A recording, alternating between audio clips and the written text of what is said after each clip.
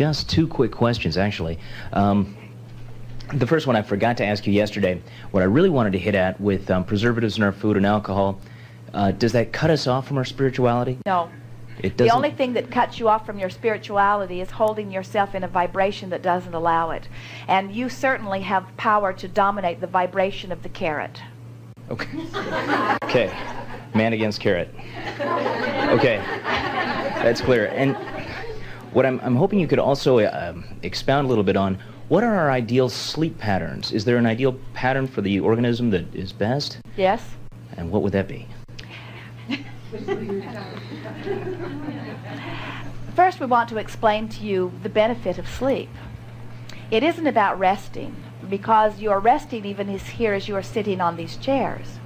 The benefit of sleep is that you withdraw your consciousness from this physical realm. And when you withdraw your consciousness, you withdraw any pushing against or resistance. And when there is no resistance, then your body is able to align to its higher vibration. And so slumber is more about aligning vibration than anything. So it stands to reason that one who is more connected to the non-physical energy stream would require less sleep, or would want less sleep. But sometimes the opposite seems to occur, because another thing that happens is the more you acclimate to the higher vibration, the more you enjoy slumber, which is a high vibration. Catch 22. And so what we would encourage you to do, the natural rhythm of your body is, you see, when you slumber and your consciousness withdraws, even though your energies are being aligned, your body is not receiving movement, and your body really thrives with movement. Any of you who become sedentary, and your society sort of does that to you as you work 8 hours but your body really is a body of motion. In other words, your body is an organism that wants to move. And so if we were standing in your physical shoes and we were wanting to guide ourselves to be most in harmony in terms of action with our non-physical knowing and intent, there are three things that we would do that most of you don't do. We would drink enormous quantities of water. So much water that in the beginning we would find ourselves uncomfortable because the elimination process would be a bit hindering. But we would drink lots and lots and lots of water. Your capacity to hold more water will grow as you consume more water. And so the elimination process would not be so uncomfortable. And every cell of your body, which is mostly water, would benefit, because the energy transmission of your body is affected. The more water you drink, the more easily the energy flows. And so there are lots of things that you could eat, but the one thing that we really encourage is more water.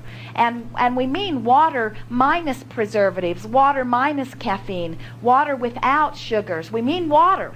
We really do. We mean water. Mm-hmm. Water with minerals, water with all of the natural stuff that is in water. We would drink water. And we would find a source of it that is pure without too much dealing with. In other words, if you can find water that is water, that's what we would drink, water. The other thing that we would do is that we would move our bodies intentionally. In other words, we would find reasons to move. And by moving, we don't mean dramatic exercise. We mean moving. We mean motion. We mean walking, mostly. Moving the body, moving the arms, flexing the muscles, stretching the muscles, movement. And the third thing that we would do is that we would rest when we are tired, and we would awaken when we are refreshed. In other words, we would try to follow a more natural rhythm. Now that's hard to do under the work environment that many of you live, but we would sleep shorter snatches more frequently. In other words, we'd take a little nap on the lunch hour if we could, and we'd snatch a little nap after work if we could, and we'd sleep a shorter expanse in the middle of the night. In other words, we would not sleep longer than 4 hours at any stretch, only because the body benefits so much by motion. Wow. Thank you. That's what I needed to hear. For most, that's going to be a difficult acclimation, because you've trained yourself to believe that you need 8 hours of sleep. Esther, every now and again, because they're traveling and they have an early flight, and She is doing many things before she gets ready for the flight. When she goes to bed, she will say, we only get to sleep 3 hours. And she will say to Jerry something like, sleep fast, or this is going to be a short night. And what she really means is, I'm not going to get enough sleep. And then what she discovered, and then often in that vibration, she can't go to sleep. Even though she's only got 3 hours, she sees the clock ticking away, and she will say to Jerry, I don't think I slept at all. In other words, I laid here for 3 hours, but I'm not sure I even slept. And so we encouraged her to begin, rather than seeing this as a short night of deprivation, to see it as a long afternoon nap, a lazy long nap. We have enjoyed this interaction immensely. You are doing extremely well. Be easy about all of this. Relax, lighten up, laugh more, play more. Get your cork up there floating. And it is our promise to you that you will live happily ever after. We have enjoyed this immensely. There is great love here for you. We are complete.